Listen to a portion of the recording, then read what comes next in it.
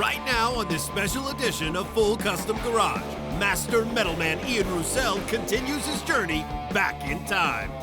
I always want my work to be evolving. Created in 2010, this film features another classic build. We got about a month to get this car done for Vegas. I gotta hit this with all guns blazing. Plus, an inside look at the world of 50s customs. See, everybody checks it out, man. Mercedes people pull up next to it, say how it's cool, and straight up homeless people on the street. With old school legends. I try to create things that have not been done before. And next generation builders. Try number 2. Full Custom Garage presents Back from the Dead 2.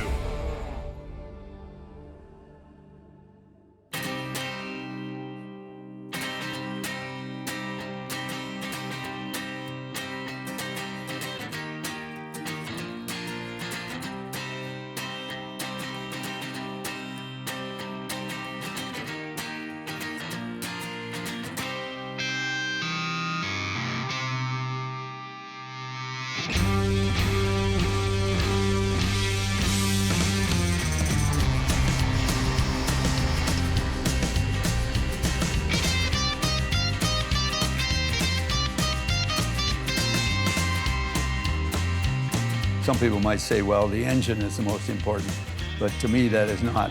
It's more the look and the design.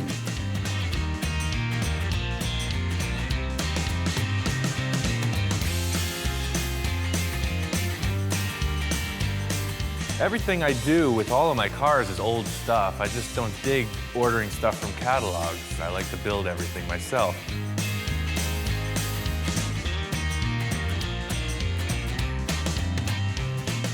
I'm not talking about a new car with a computer. I know nothing. I don't want to know nothing.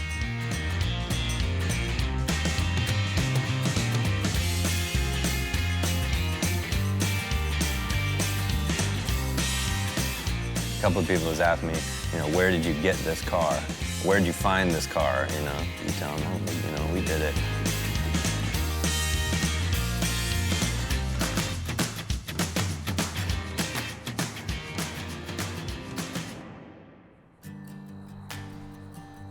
Doing a new project. I'm out here looking for a new car. I want to do a custom, something pre-1955, preferably a two-door, and we're trying to get it to Vegas in 2 months. There's a big show going on, so I really like to just kind of go out in the world and see what the heck's available. I mean, I don't have my sights set on anything specifically, just kind of hunting around looking for something to start on and try to strike a good deal. Talk about an oddball. I've never seen one. I mean, it's not really like a custom, but if you laid this thing on the ground and just made it a total driver, this thing would steal the show. This thing is huge. It's not really the look I'm going for. This car's got potential, but it's not the one. This is more what I'm talking about. Another DeSoto, 40-something, 41, who knows? It's like cool features on all these different cars, but I don't know, I'm just not feeling it. I've been looking all around for a few days now. I've hit up like 5 different spots, and when I see it, I'm gonna know it. I'm just not finding it right here. My friend Roman, he's got a line on this 54 Chevy. It's over at his buddy's house, so I think we're gonna check it out.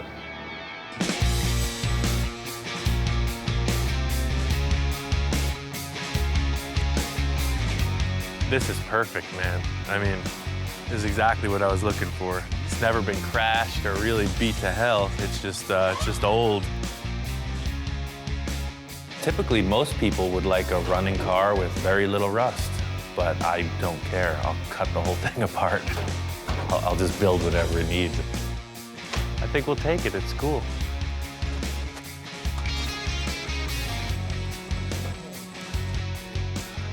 Thank you. On the 54, everything mechanically is junk, so I need to find a car that I can pull all the new stuff out. It's all the way in the back. Yeah, all the way by that dumpster. What I'm looking to do is update the drivetrain. This Skylark is a perfect example because it has late model 350 V8. It's got power steering, power brake. I can gut everything I need out of this thing and put it into the new car. Thank you, Gus. Okay, I appreciate it.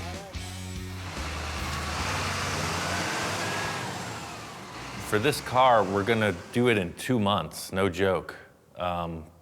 We're just gonna hustle it out. There's no other way. I gotta hit this with all guns blazing.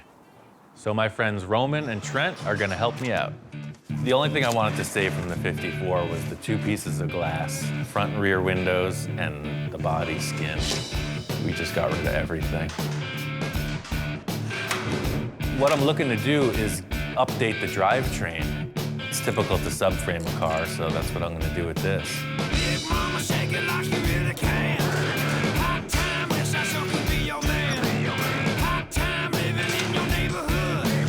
Summertime, baby, you be looking good.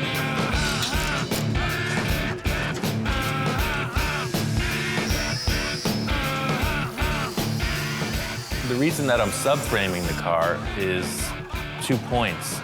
I'll have the opportunity to Z the frame and lower it, and it will update all the steering, the motor, everything. All the mechanical parts will be newer.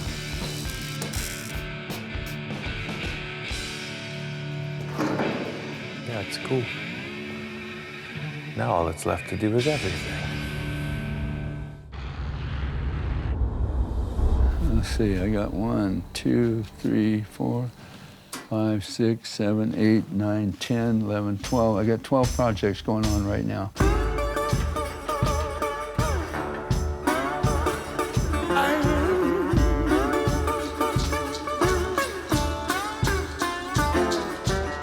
My first car was a 28 Model A coupe, and I didn't really know what to do with it. I put an antenna on it for a foxtail. You know, that was cool to run a foxtail on your antenna. Didn't have a radio, but I had to have that foxtail. This is my spray booth. I started the blending of paint. We call it fading or blending. This is one of my Gene Winfield blended paint jobs. You can see how I go very dark, very blackish green here, and then gradually work up into the lighter green up in this area. But that's a Winfield blend or a Winfield fade. This is a 51 Merc, and he brought it to me as a pretty much a stock body. So we've chopped it, we slanted the post, rounded the corners, and molded off all the door handles. And we do a thing here where we weld the front fenders to the cowl, and I make this piece all in here with a drip rail and everything, all by hand to, to tie this together, and it makes a nice look. Every custom car, the customer is making a statement. Whether they realize it or not, they're making a statement with that car. How old are you right now? 82. And you're still working? Oh, I work 12, 14 hours a day, every day I'm home. If a guy retires and just goes sit in a chair and watch TV, he's gonna die. You gotta keep active and keep things working.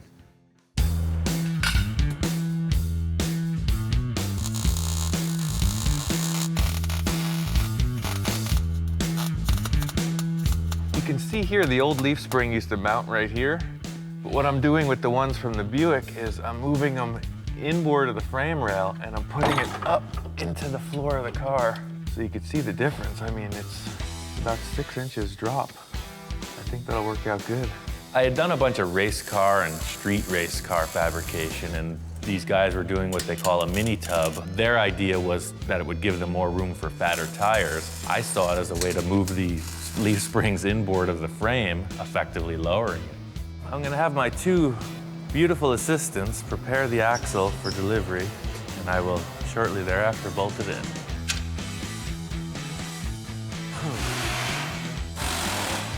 I came up with this idea for the rear leaf spring perches. I'm gonna put 2 crossovers, 1.5 inch tube across the frame, and the springs will actually locate between them on these cross braces.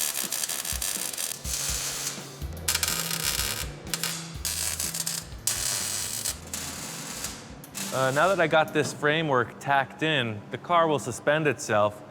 I'm gonna stop right here and I'm gonna chop it. I just wanna see how the ride height looks with the chop top because they have to look good together. It's kind of like building a house. I really just wanted to just start with a solid foundation, get the front clip, the rear suspension all established, and then work up from there. In the early 50s, when customizing was probably not fully mainstream, George Barris was the one that promoted it and made it mainstream.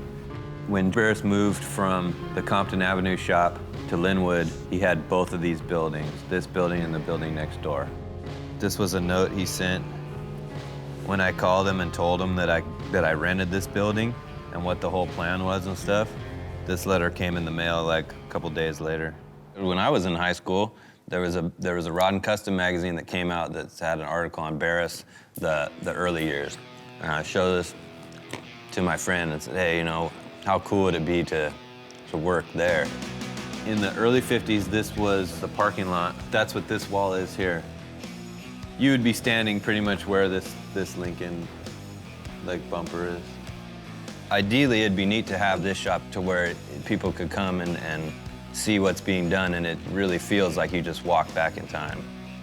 This Ranchero is gonna be this car. He first brought us the car and with this picture and said, I want to build something like this. And it was like, well, if you like this car, you know, why don't we just build this car? We try and get people to pick an era. It doesn't limit you, but it gives you just an idea, a little spectrum of what would look right when the whole thing's done. Mostly for us, we try and just stick in the little era of what the customer wants. Like, hey, I want my 55 Cadillac to look like it was made in the late 50s. And then you got pretty much everything laid out, what you want to run. The majority of the stuff we use, if we're starting with something that hasn't already been messed with before, we try and do it on lead.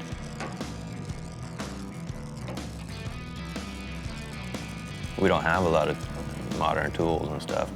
So we thought, well, there's kind of our niche right there. It would be neat to have only old stuff, you know, to use all old tools that are twice as old as you are. But I like to do as much acetylene welding and stuff as I can. It's neat having that kind of stuff around. Like, it just feels comfortable. It feels like it's done this job before. All I gotta do is keep doing it, you know? If somebody asks me to chop a car, again, I look at it and I make sure that the top flows. See, that's the most important thing to me, is to flow the top, and you do that right through the rear window. So the whole rear window and everything flows with that roof. So that's important, is the flowing of the top. For some reason, I'm fascinated about this sloping roof line, and maybe I'm all wrong by using cars like this, because I've tried it twice so far, and both were a little exaggerated. But I think if I mellow it out and just don't be so drastic about it, I think it'll be a good look.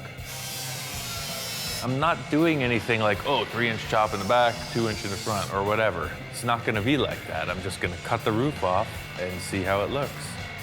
The most challenging part of chopping a top is the glass. You have to build the top around what you're doing with the glass. I didn't like the B-pillar, so I just came up with this idea to tilt the roof back and just refit the whole back window skin. It's kind of that moment of truth. Everything's cut out. I just got to figure out exactly where I want to cut the windshield pillar to tilt this thing down. One of the concerns I have is the trim as it comes through. It follows a nice smooth line. So if I pivot it here, then the trim will come up. Unless I cut it just above the trim line and then just lay the windshield down, pivot it right here, then they'll come up a little bit. I think that's what I'm gonna do. So I decided I wanted to just keep the stock size front and rear window. I don't want any of my cars to look really mellow. I want them to look kind of freaky, kind of different. I think by leaving the stock height front glass and just sloping it, it'll give it a cool look. I think I nailed it. I don't know what to say besides that.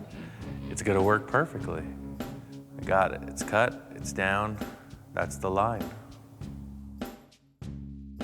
Still kind of developing maybe what this signature flavor might be, but I always want my work to be evolving.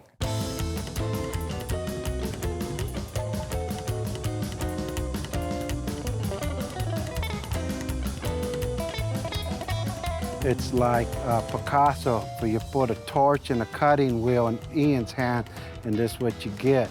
You find a Picasso in the garage, I got a Ian Roussel in my garage. I'd say Victor's been my greatest supporter out of anyone since I've opened the shop. I couldn't find anybody that could bring my thoughts into reality till I met Ian.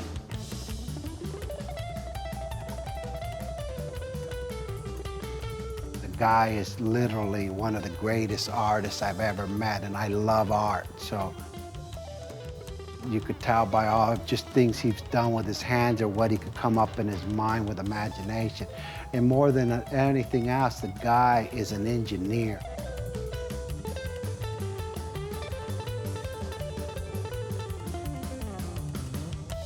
Well, the best thing about the way we work together is it's his vision, and he just lets me run with it. He comes in and critiques it, and it's really just it's a great exchange.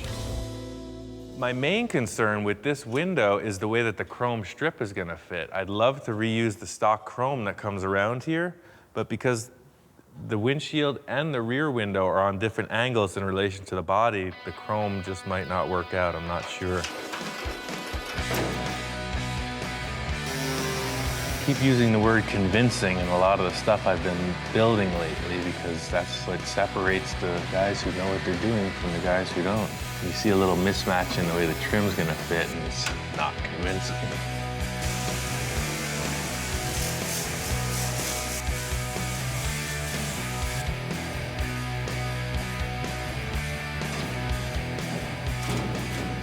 Putting the window back in was the hardest part of the job. That's all it takes is one wrong move, lose the whole thing. I'm stoked with the way this window fits. I'm just gonna take my time, weld it nice so I don't warp the roof skin. It's on. I mean, we're there. It's just a matter of following through.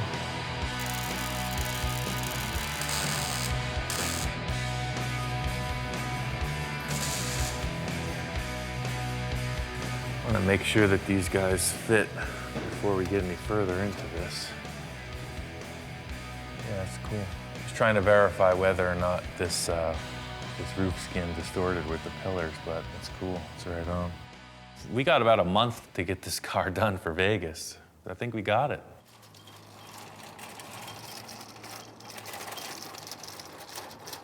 See, everybody checks it out, man. It's funny because like even Mercedes people pull up next to it, say how it's cool, and straight up homeless people on the street think it's cool. People just enjoy seeing it. Or to see somebody that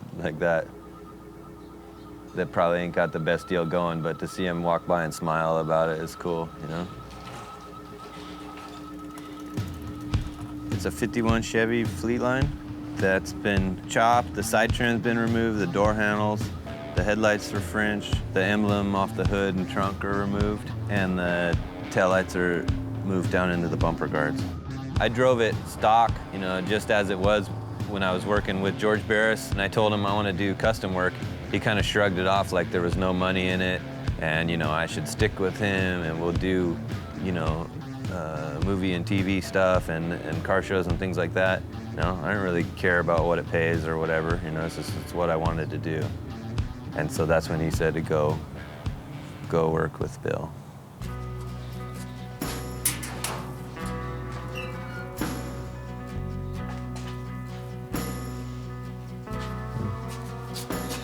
I don't know where he is. Well, I don't know what I want to say about him, really. I mean, he's just like, I don't know. It's hard to explain it, to explain his deal. He does what he likes to do. That's the coolest thing about it. He's got the experience that just is unmatched by anybody. I'm not a teacher. All I do is point out mistakes. Somebody makes a mistake, I know what to do with it. I had to figure out all my mistakes. Nobody helped me with mine. It was like going to college in a way. You know, just the way he works with things, his patience, and he never once yelled at me or got frustrated at me. George would yell, you know, all the time. It was a totally different vibe. We did this car in the afternoons and maybe one day a week when I was working over there. Bill, he had it figured out. After I looked at it a little bit, I knew what to do. I just did it.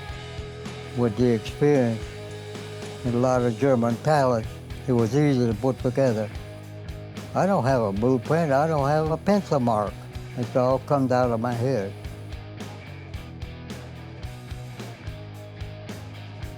No fastback like that's ever been done like that, ever. I've done this top and everything completely different than anybody's ever done. The first car we chopped in here, I brought Bill over to look at it, you know, and he looks at it and he studies it all over and he goes, yeah, it looks like I did it. He takes pride in his own stuff, and for him to say it looks like he did it, that's the best compliment you're gonna get out of him. I love work, 7 days a week. I guess that's why I'm 88 years old. I wasn't afraid of it.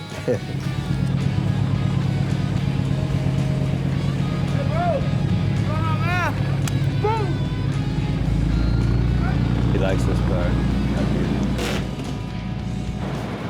I always wanted a fastback, and plus the fact that me and Bill worked on it together, it's like, I wouldn't even want to get rid of it, really. You know? I don't want to use the stock 54 tail lamps. They're just typical. When you look at the car, it identifies it right away. So I had this idea about cutting and rounding the back of the fender so it doesn't stick out. Something about the way the roof line flows, this is bugging me, how it just sticks out like a thing. I don't know. This is so rusty in the rear of it. I'm gonna change the bumper, and I gotta cut this whole portion out anyway. So I'm thinking I'll just hack it off and section this piece of tube in there and just join the fender to it. I think it'll work. And I think this matches it pretty good. I think I'll just splice in right about here.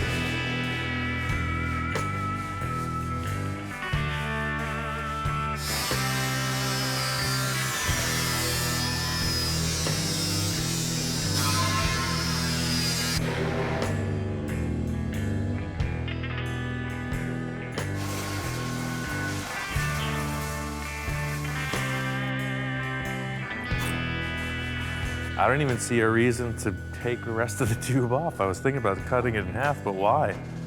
I'll just lap the sheet metal to it, and I mean, that's freaking strong.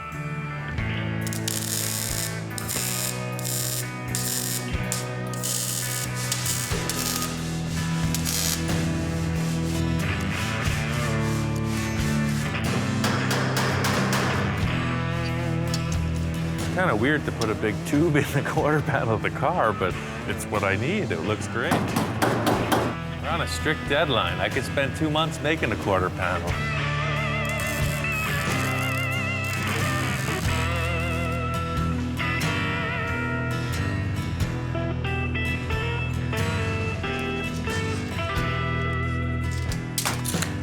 It's just going to be a piece of sheet metal. I'll form it to the contour of the body.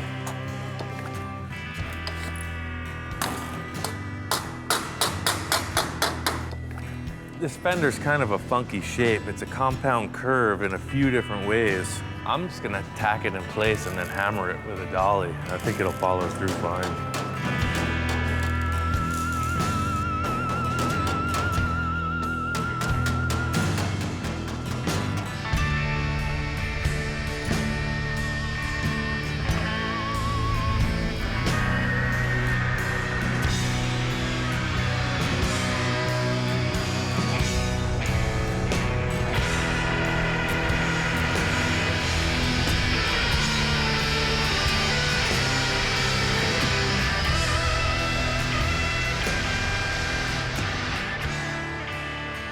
This is a really complex shape, and to form it freehand with the shrinker and hammering and all the other crap you got to get involved with, it would have been a lot of work, and by clamping it and welding it and hammering it as I went, it worked out good.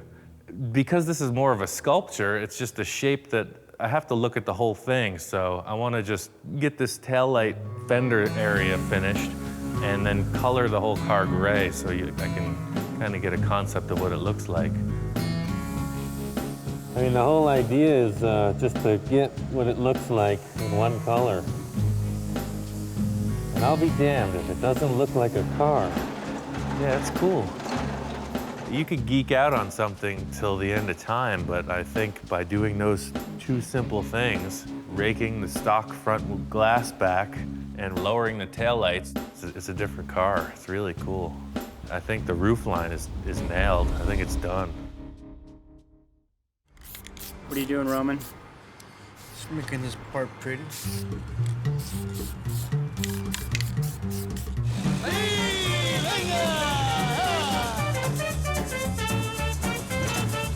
We're in San Fernando. Basically, right now, what we're doing is we're gonna go meet up with the rest of the homies to go to cruise night every Wednesday down here in the valley. My background with cars, it started off when I was a little kid where I used to live. And like I said, every Friday, you see the Broms just ripping their pipes and with all the nice hyenas and everything. It looks nice. That's basically, I got stuck in that little moment. And my style would be, most people consider it Chicano style. I don't like to modify anything at all on my cars. I like to keep it stock. He just came here one day, said he wanted to learn. He's learned some and he's taught me some too. He has different points of views when it comes to cars, and I have mine. We balance each other out. I'm starting to become bilingual, learning Spanglish. I know a couple things about low riding. And in his own respect, he's a badass. He knows what he's doing. I would consider myself a traditionalist, but I'm not stuck to that boundary like, oh, this is what I am, this is what I'm gonna do for the rest of my life. Nah, because if you do that, it gets boring. I like to see new things, try new things, and hear the feedback from people, what they say. If they don't like it, then that's too bad, it's my car. If they like it, well, it's for sale. You never know. The car's so low that it's gonna drag the bumper on stuff, so the closer the bumper is to the body, it'll help it out a little bit with clearance. But also, I just like the look of it being a little bit more tucked in.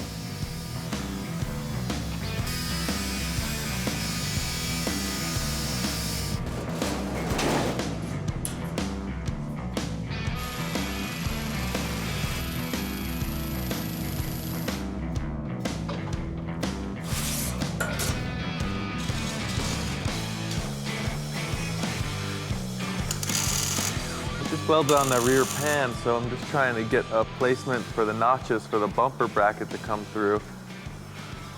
I made the pan lower than the brackets just for aesthetics, just so when you look at it, it looks a little bit cleaner.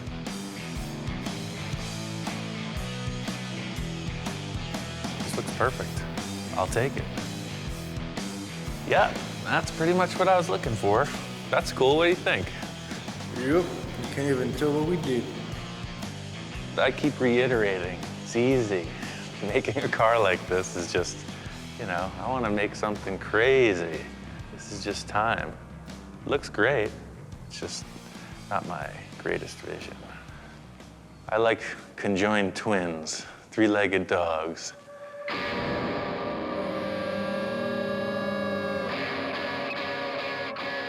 Here it is, a space junkie. 5 years of toil. It's a 1931 Chevy. I call it the Space Junkie. We just won Best of Show at the show here at the Hard Rock. This is more artwork than it is standard car stuff. Something I always wanted to see. It was just a crazy Hot Wheels kind of freaky car and show car. It's got a sliding sunroof. It's got airbag suspension, 20-inch rims with wood spinners. I mean, nobody's got this. It's its own thing. It's brand new. I built the Space Junkie because I just wanted to go crazy. I wanted to make it a wild thing, that's all. It had no parameters. This dude's leg was fully ripped off. This whole fucking leg was just hanging off. It was just a bone and like muscles. And Mike was like, hey, there's this cat in the backyard. Like it got ran over or something. It's like about to die. I was like, all right, well, let me give it like its last meal, you know? And I grabbed its foot like this, and it didn't like squirm or anything. And so before we went to Kansas last year, we cut all the meat and off it and made like a splint out of like stir sticks and taped it all up and made this cone out of like a Taco Bell cup and fully glued it back together. And now she cruises. When I look at a grill or an opening for a grill in a car, what I do is I study it for a while, and then I come up with maybe some rough sketches, and I try to create things that have not been done before. Roman said he had this idea about using multiple bumper guards for the grill teeth. It just seemed like a cool idea. Knowing how to cast aluminum parts, I decided let's go for it. It's pretty cool looking.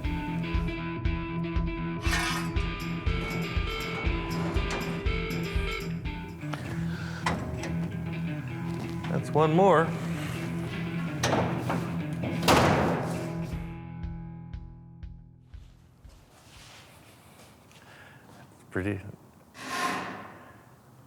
It's pretty weird.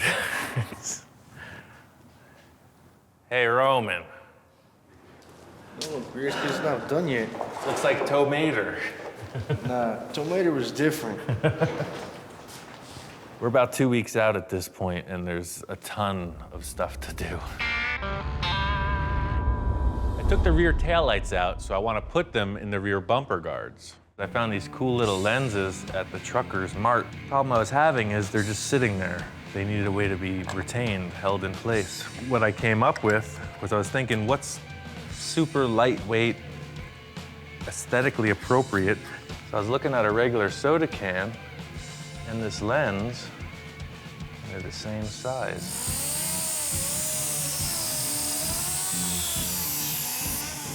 There's no catalog I found that has the part that I need for this.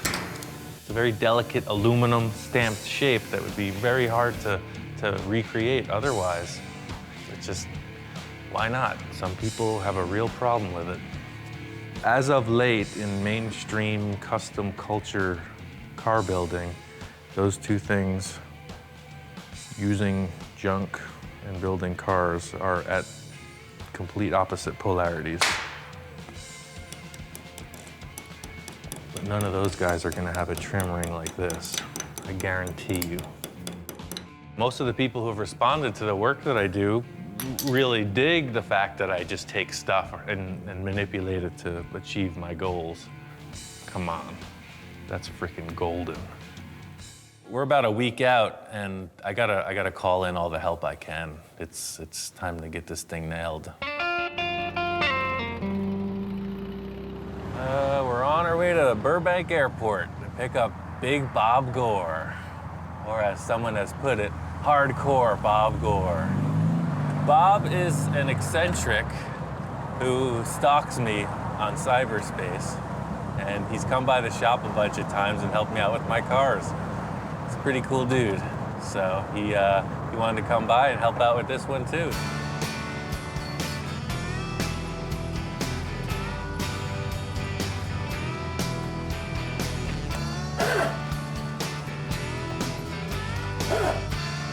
Hop on in. One thing's for sure is I'm going to be like the happiest guy in the world for the next couple of weeks, and there's just nothing, no way around it. That's just a guaranteed fact. I consider him one of my best friends, man. This is an opportunity of a lifetime. What I do for a living is I restore cars, I fabricate metal. Also, I'm a body man and painter. Bob's my friend from out in Wisconsin. He saw the first DVD and it just thrilled him. So we just kind of got to know each other over the phone, and he's come out a couple times to help me work on my cars. It's a good thing. My claim of being Ian's biggest fan is the fact that I drive my family crazy because pretty much just about every day, you know, at the end of the evening, I throw in the video. Sometimes you need something to inspire you. I asked Bob to come over and paint the car, because that's what he does. He's just down for the cause. It's awesome. I think you could say it's a lowrider-inspired car, no question. And what I saw with those cars was a lot of simple paint work done, but people just went crazy on the roofs. And I kind of dig it. It's like wearing a fancy hat or something. The idea of having a finished roof on a car that was in primer doesn't work for me. I think it's the wrong choice because it's almost like wearing one shoe on one foot and going barefoot on the other. Michelangelo painted the Sistine Chapel. The Pope was telling him how to paint it, when in all actuality he knew that Michelangelo knew that it should be this way. So that's me, man. I'm in that position. Yep, you're the Pope and I'm Michelangelo. I didn't see what he was seeing. I felt it was the wrong way to go. I'm used to painting a whole car at once, not just one section of it. And we'll get used to it, man. This isn't a dealership. We had a disagreement about how the car should be painted. The bottom line is we need to get through this paint job so we can finish the rest. So I just let him go with it. It was the first time he and I ever butted heads.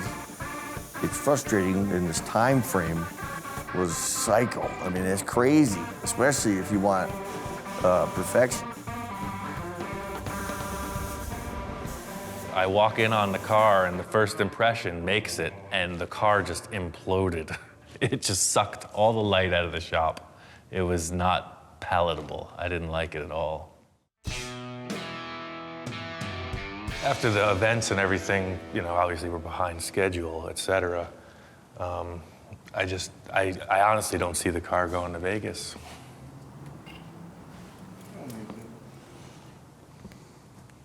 No, I mean, we're not going to take it. Oh. It's going to take a lot more time to finish everything. It just is what it is. To show an unfinished piece at the car show of this caliber, there's a lot of pressure on it, you know? We're trying to do something cool where it's a really finished, nice thing, and it can't happen in 2 or 3 more days. Okay. And what I was trying to do, I think I made statements from the start of this, has been kind of pigeonholed for these rusty, sloppy cars, because I built a couple and they're super fun. But the most criticism that I've gotten so far is that, you know, the rat rods, everything that I've done, and it's just not the case. And, you know, with the other car that I've done, the past 2 cars have been finished and nice. And I just want this one to represent, you know, a better level of finish. I was massively depressed that, and then it was just like when we conflicted with the paint job scheme, I felt the same way. If I could stretch it out any longer, I would stick back and redo, you know, paint the car the way Ian wants it done, and show people that what I can do,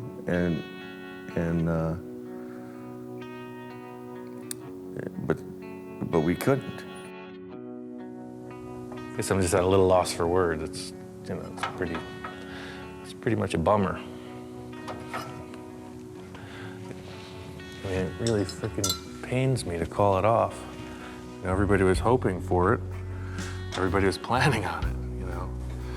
It's my call, and, you know, I gotta kind of bust these guys' bubble. I don't know, man, that's the stark reality of things. People like to make this out to be rock star stuff, but it's really not. Bottom line is, this is my mark. And I'm not gonna do it halfway. It's gotta be right, and I don't care how much effort it takes. It ain't done till I say it's done.